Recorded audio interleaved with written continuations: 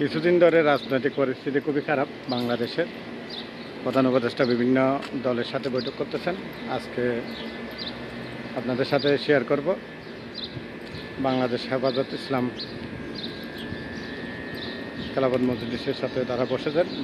মামুনুল হকের নেতৃত্বে তারা গিয়েছেন সরকারের সাথে বিভিন্ন আলাপ আলোচনা শেয়ার করতেছেন। দেখুন, আপনারাও দেখুন কী কথা হয়েছে এই ভিডিওতে। যে 2026 সালের জুনের পরে 1 ঘন্টাও তিনি আর ক্ষমতায় অবস্থান করবেন না, ক্ষমতায় থাকবেন না। এর আগেই তিনি তার প্রক্রিয়া সম্পন্ন করে নির্বাচন দিবেন।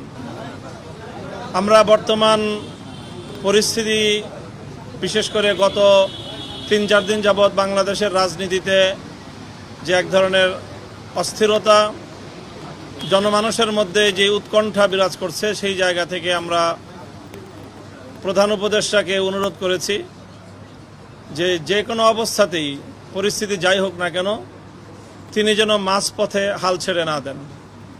প্রধান উপদেষ্টা আমাদেরকে এ ব্যাপারে আশ্বস্ত করেছেন যে আমরা যদি সকলে তাকে সহযোগিতা করি তাহলে তিনি চলমান এই যে সংস্কার প্রক্রিয়া, এই সংস্কার প্রক্রিয়ার একটি পর্যায়ে নিয়ে দেশ এবং জাতিকে একটি গন্তব্য পর্যন্ত পৌঁছে দিয়েই তিনি তার দায়িত্ব ক্ষান্ত করবেন এবং একটি সুন্দর, গ্রহণযোগ্য, জাতীয় এবং আন্তর্জাতিক পর্যায়ে সকলের কাছে গ্রহণযোগ্য একটি নির্বাচন জাতিকে তিনি উপহার দিতে চান এবং সেই নির্বাচনের জন্য তিনি তার সর্বোচ্চ যে সময়সীমা তিনি বলিষ্ঠভাবে, স্পষ্ট ভাষায় আমাদের সামনে ব্যক্ত করেছেন, কমিটমেন্ট করেছেন যে 2026 সালের জুনের পরে 1 ঘন্টাও তিনি আর ক্ষমতায় অবস্থান করবেন না, ক্ষমতায় থাকবেন না। এর আগেই তিনি তার প্রক্রিয়া সম্পন্ন করে নির্বাচন দিবেন। আমাদের পক্ষ থেকে আমরা 3টি বিষয়কে গুরুত্বের সাথে উপস্থাপন করেছি। একটি হলো যে চলমান সংস্কার প্রক্রিয়া, এটা এই পর্যন্ত আমরা বলেছি যে এখনো পর্যন্ত সরকারের পক্ষ থেকে সংস্কার কার্যক্রমের কাঙ্ক্ষিত মানের কোনো অগ্রগতি আমরা দেখতে পাইনি। এই বিষয়টা আমরা আমাদের উদ্বেগের কথা জানিয়েছি যে এইভাবে অনিশ্চিত গন্তব্যের দিকে যাওয়া ঠিক নয়, বরং সংস্কার কতটুকু হচ্ছে, কতটুকু হবে সেই বিষয়ে সুস্পষ্ট, অতি দ্রুত, অনতিবিলম্বেই সংস্কারের বিষয়টাকে জাতির সামনে স্পষ্ট করা উচিত যে সরকার কতটুকু সংস্কার করছে। এরপরে হলো যে বিগত যে ফ্যাসিবাদী আমলে যেই হত্যাকাণ্ডগুলো সংগঠিত হয়েছে, শাপলা চত্বর থেকে নিয়ে শুরু করে জুলাই বিপ্লব পর্যন্ত, এই সকল হত্যাকাণ্ডের জন্য দায়ী প্রধান আসামিদেরকে, ফ্যাসিবাদী শেখ হাসিনা সহ তার প্রধান সহযোগীদের অন্তত নির্বাচনের আগে একটা নির্দিষ্ট একটা মেয়াদে, নির্দিষ্ট একটা উন্নতি, যেটাকে দৃশ্যমান একটা অগ্রগতি আমরা বলতে পারি, সেটা যেন সম্পন্ন হয়।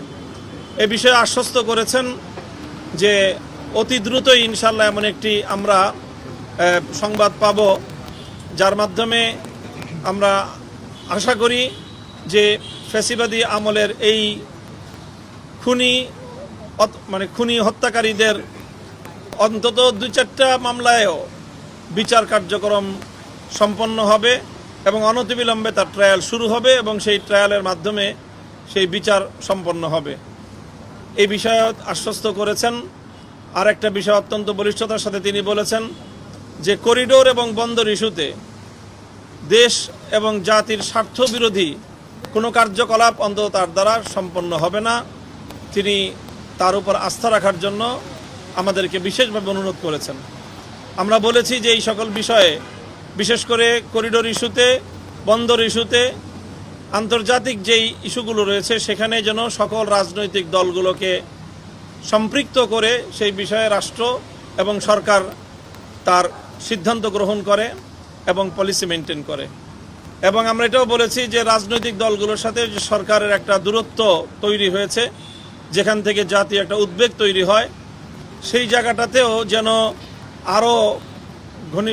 আরও বেশি পরিমাণ এবং আরও ঘন ঘন রাজনৈতিক দলগুলোর সাথে যেন প্রধান উপদেষ্টার সরাসরি অন্তর্ভুক্তিমূলক এরকম বৈঠক এবং আলাপ আলোচনা হতে পারে, সে বিষয়টাও তিনি বিশেষভাবে আন্তরিকতার সাথে নিয়েছেন। আর আমাদের বিশেষ দলীয় একটা বিষয় ছিল হেফাজতে ইসলামের মামলাগুলো প্রত্যাহারের বিষয়ে। আমরা বিগত মে মাসের 3 তারিখ মহাসমাবেশ থেকে 2 মাসের একটা আলটিমেটাম দিয়েছিলাম। সেই বিষয়ে মাননীয় প্রধান উপদেষ্টা নিজে দায়িত্ব গ্রহণ করেছেন যে তিনি এই বিষয়ে সরাসরি তদারকি করবেন এবং আশ্বস্ত করেছেন যে এবার আর এই টাইমের বাইরে যাবে না, এর মধ্যেই ইনশাআল্লাহ এই মামলাগুলির বিষয়ে আমরা একটি বিহিত পাবো। আরে ভাই, আপনি হাসিনারে সরিয়ে দিয়েছেন প্রধানমন্ত্রী, তো আপনি মানেন না মানেন, সে তো ওই দেশে প্রধানমন্ত্রী হয়েই ছিল। এখন প্রধানমন্ত্রী যদি নাকি অবৈধ হয়, তার ওটা যদি আপনি না মানেন, তো রাষ্ট্রপতি কোত্থেকে আসলো? ওই সংসদ থেকেই হয় নাই রাষ্ট্রপতিটা? ওই সংসদ আপনি মানেন না। আপনি এই যে ইশরাককে আপনি বানাইতে দিচ্ছেন না, অনেকেই ফতোয়া দিচ্ছেন যে ইশরাককে বানানো যাবে না। কেন?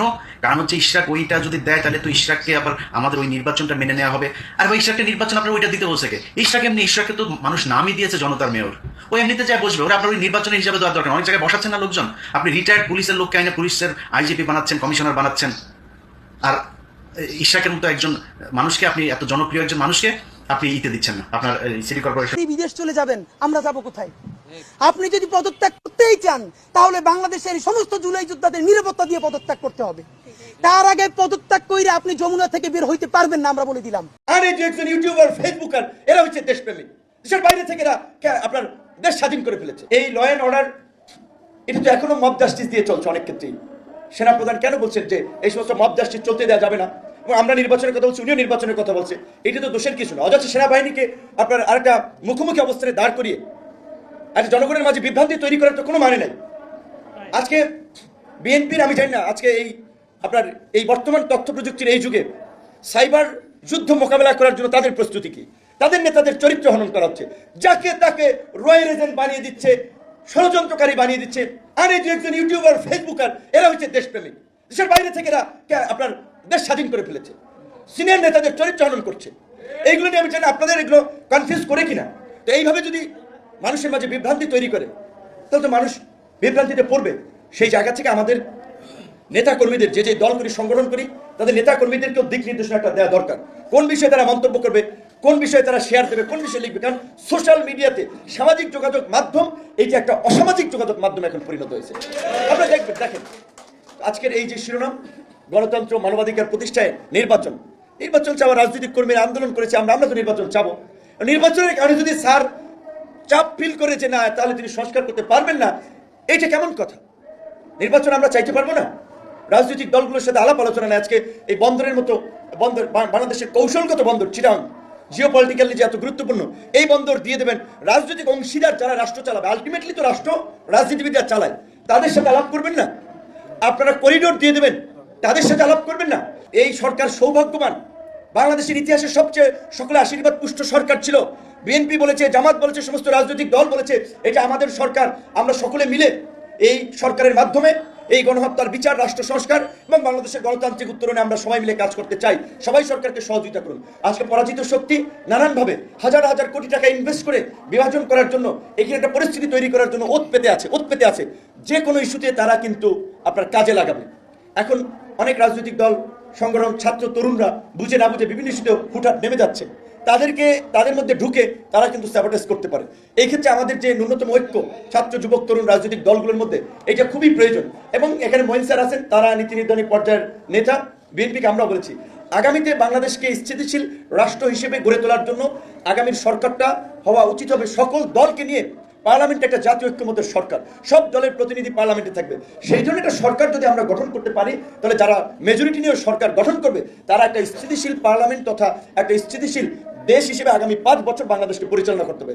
না হলে যদি একটা বড় অংশ সরকারের বাইরে থাকে, তখন তারা কিন্তু নানান ধরনের এই রকমের 9 মাস 6 মাস পরে ইস্যুতে যখন আন্দোলন সংগ্রাম করবে, অনেকে ফুয়েল দেবে। একটা প্রফেসর ইউনূস আলোচনাটা শুরু করেছেন এই কথা বলে যে অনেক বড় সংকটের মধ্যে আমরা আছি। এই সংকট বলতে উনি প্রধানত ভারতীয় আধিপত্যবাদের ষড়যন্ত্রের কথা বলেছেন।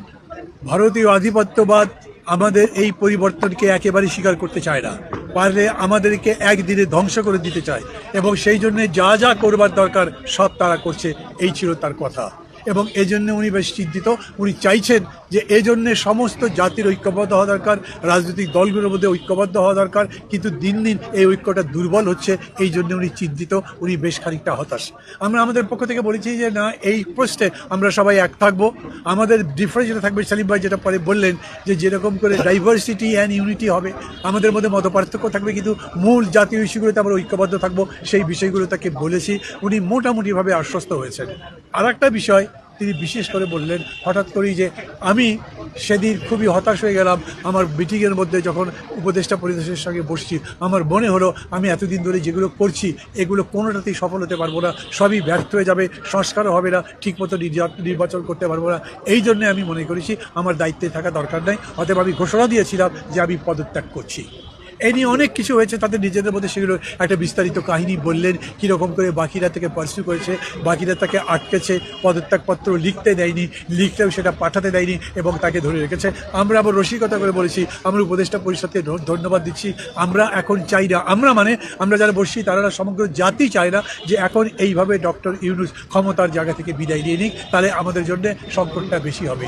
এই ব্যাপারেও আমরা বলেছি বেশি করে রাজনৈতিকভাবে তাকে ইনভলভ হতে হবে, কথাবার্তা বলতে হবে, ডিসকোর্স হতে হবে এবং কী কর্মসূচি তিনি নিতে চাচ্ছেন সেইটা বলতে হবে।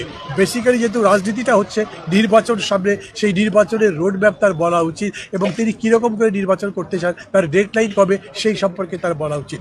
উনি খুব স্পষ্ট করে বলেছেন, প্রথম বলেছেন যে যদি সংস্কার হয়, আমি তো বলেছি তাহলে ডিসেম্বর, আর যদি বেশি সংস্কার হয় তাহলে জুন, এর মধ্যে আমরা আলোচনা করে যে কোনোটা করতে পারি, কিন্তু আমি লিখে দিচ্ছি দরকার লাগলে পদত্যাগপত্র হিসেবে লিখে দেবো যে জুনের পরে কোনোভাবে এইটা গড়াবে না, তার আগে নির্বাচন হবে।